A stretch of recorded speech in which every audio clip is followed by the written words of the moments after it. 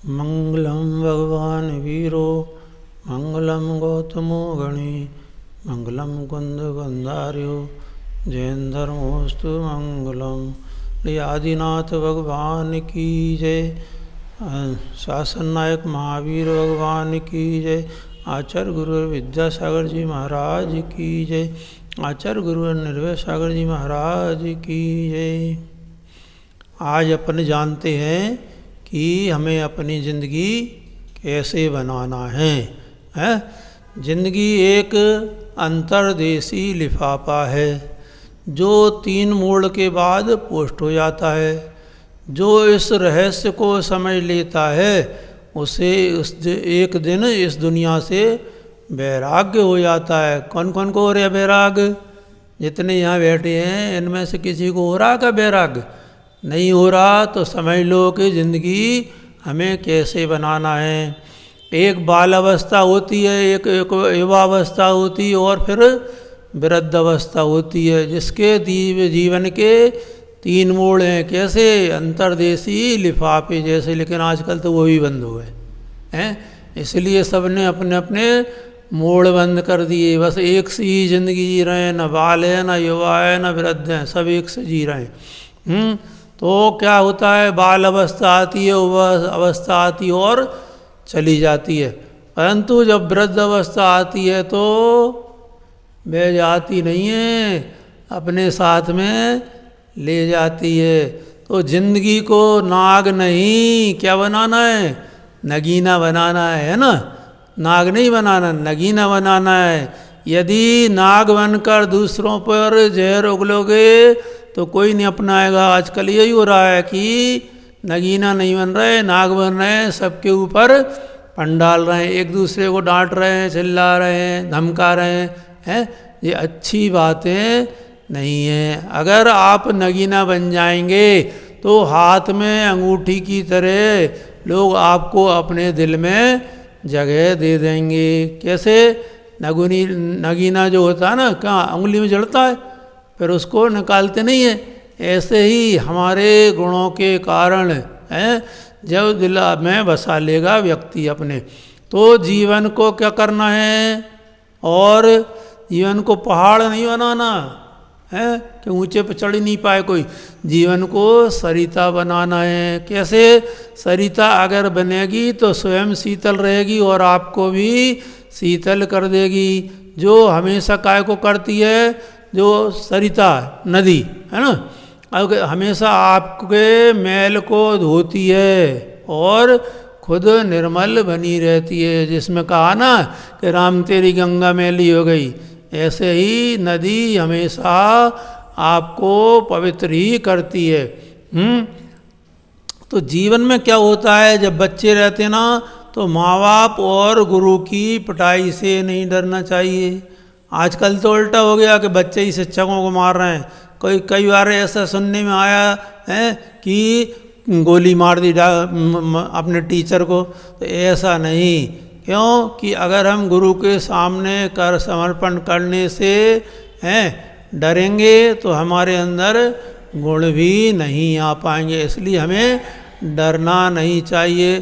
क्योंकि कहा है कि जब जब माटी पिटती है, कैसे जैसे कुम्हार बनाता है ना घड़ा, तो वो अंदर हाथ लगाकर बाहर से ठोकता है जब घड़ा बनता है और तब गागर बनती है वो घड़ा जिसको कहते हैं। और बूंद जब मिटती है, आकाश से गिरी बूंद, एक एक बूंद गिरती है ना, तो ऐसे जब आकाश से बूंद गिरती है तो वो क्या बन जाती है?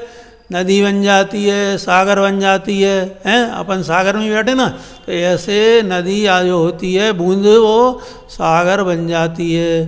तो हर वस्तु को पिटने से और मिटने से डर लगता है, जबकि अगर वो पिट जाए और मिट जाए तो एक नया रूप धारण कर लेती है। जैसे हम क्या बोते हैं, फसल बोते हैं, बीज बोते हैं, तो क्या होता है, वो मिट्टी में मिल जाता है और फिर एक उसके अंदर नया जीवन मिलता है, जिससे हमको भोजन मिलता है। तो ऐसे ही सद्गुरु जो होते हैं, है ना, वो हमारी क्या है, अज्ञानता को हटाते हैं और ज्ञान देते हैं और हमें शिक्षा देते हैं और हमारे भले की ही बात करते हैं। इसलिए हमेशा माता पिता और गुरु की बात हमको सुनना और मानना चाहिए। लेकिन अभी कोई न सुन रहा न मान रहा है, वो गूगल बाबा की सुन रहे हैं तो उनके आगे माँ बाप भी बेकार हो गए, है ना।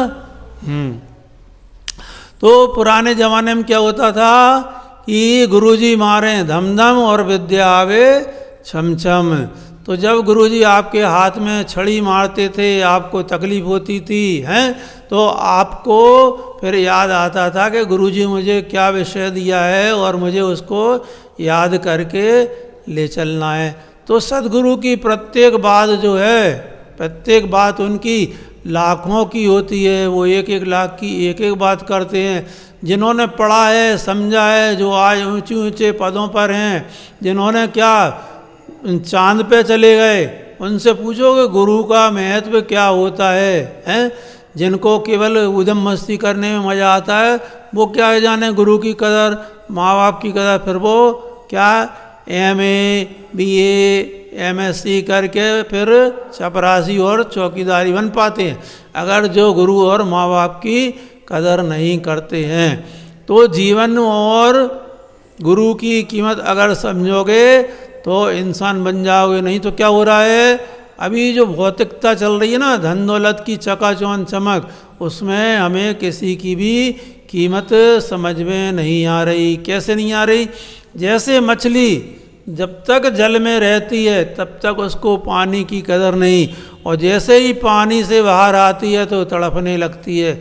इसी प्रकार हम किसी की भी कीमत नहीं समझ रहे हैं।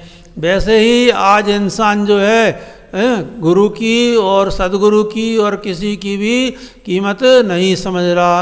अच्छा देखें तो क्या है कि जब वह क्या होगा, जब कीमत नहीं समझ रहा, दुष्कर्म करेगा, पाप करेगा तो कहाँ जाएगा? नरकों में जाएगा, नाली का कीड़ा बन जाएगा।